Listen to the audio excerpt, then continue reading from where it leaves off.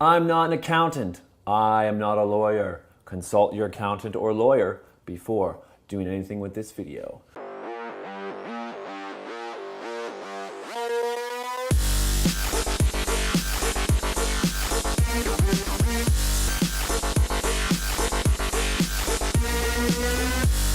All right, hello everybody. Welcome to this video.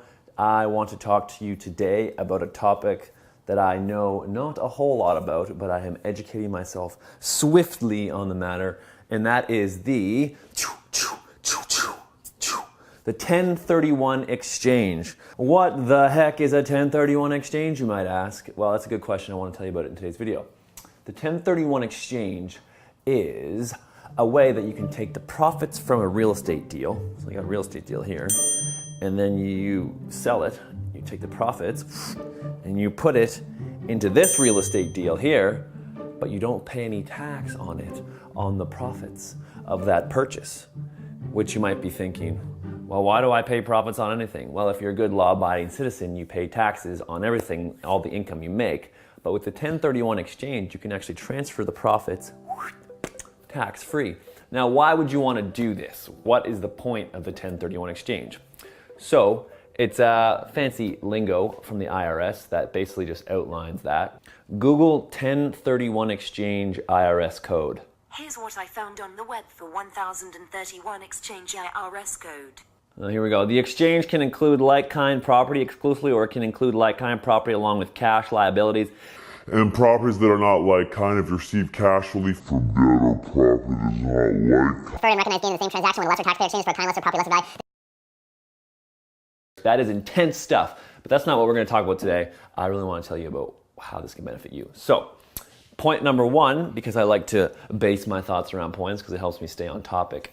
The 1031 exchange is part of the IRS code. So it started somewhere around 1918, 1921, I think in 1921 actually, when they first introduced the ability to transfer properties without paying taxes. So the rules were very strict and stipulated, I believe. But then there was an amendment in 1954, I can't speak.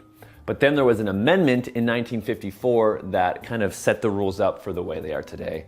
And that's why everybody loves the 1031 exchange, because of the way it was amended in 1954. So the second thing behind the 1031 exchange and why it's important to you, a real estate investor, is you get to roll these profits over tax-free.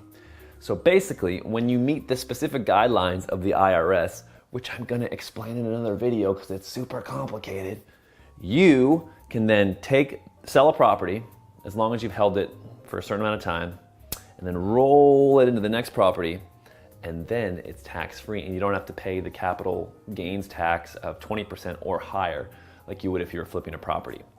No taxes, you don't pay no taxes. That was my rendition of NSYNC singing about taxes. Point number three is you can then take those profits. So let me finish that thought. Point number three. So you can take those profits and then roll them into a bigger deal. So let's say, for example, you have a house right here. Let's pretend there's a house here.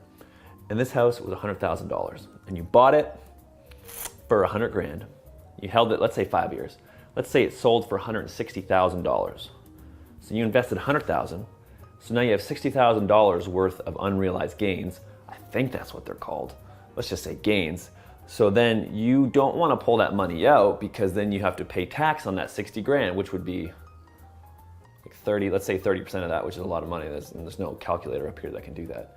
But that's 60 grand that you have to pay taxes on. But what if you took that $160,000 and then you put it over here and you found a good deal and you're able to put that into a bigger property. So you're able to take that $160,000 and use it as a down payment on like $1 million apartment building. So you have just made 60 grand, you put it into this apartment building, let's say it's worth $1 million, and what if that thing rents out for maybe it's like a 10 unit building or a 4 unit building, and it rents out for, I don't know, 6 grand a month? Then you've now taken that tax-free and you've invested it in a property that's worth even more, and then you can start collecting cash flow from that. So this is a much more complicated strategy where you take money and you sell something and then you build up to the next thing, and then you don't have to pay tax on that, and then you put it into a bigger one, and maybe it takes you a couple deals to get to that $1 million or that $10 million apartment building. But the cool thing is that you don't have to pay any tax on the gains that you made. Now, if you get cash flow and stuff and that's your income, you have to pay tax on that. But remember, I'm not an accountant and I'm not a lawyer, so don't take my advice to heart. Just use it as a general knowledge, and then go get your own, do your research, and call someone who went to school for this, because that's super important. So, I mean, like, that was a lot of information. I hope you enjoyed it. This is like a little glimpse into what the 1031 exchange is. There's like, I think 6 key things that the IRS outlines, which I'm going to share in another video, but it's not this one because it would be too long. You look like someone who enjoys a lot of cool community stuff and someone who is interested in more real estate information. So I've got the thing for you. First, you need to subscribe, because it's super important, because we're releasing videos like this every week, and it's the information that is up to date that you want. You don't want none of that old stuff. You want the new stuff, the stuff that's working today, and we're out in the field every week buying new properties. You also have that I like to get information that is up to date and free vibe going about you. So if you look below, there's a link for one of our free training manuals called the ABCs of Tax Lien Deed Investing. And in my humble and completely biased opinion, it is the best way to start investing in real estate. So you should check it out. It's down there. So subscribe, grab that book. Thanks for watching this video. I'll see you in the next one. As we say up in Canada, keep your stick on the ice, and we'll talk to you soon. Corey, out.